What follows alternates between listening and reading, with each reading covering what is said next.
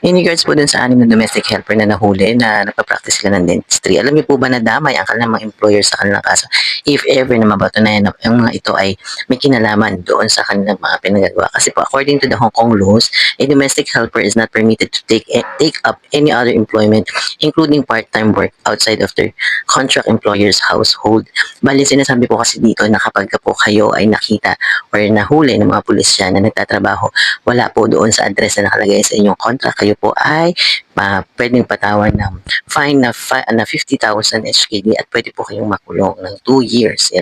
Yan po ang penalty para sa helper. At para naman po doon sa mga employer ng mga helper na yon at papapatunayan na sila ay may kinalaman, ganun din po, meron din po silang fine na $50,000 Hong Kong dollars at 2 years imprisonment.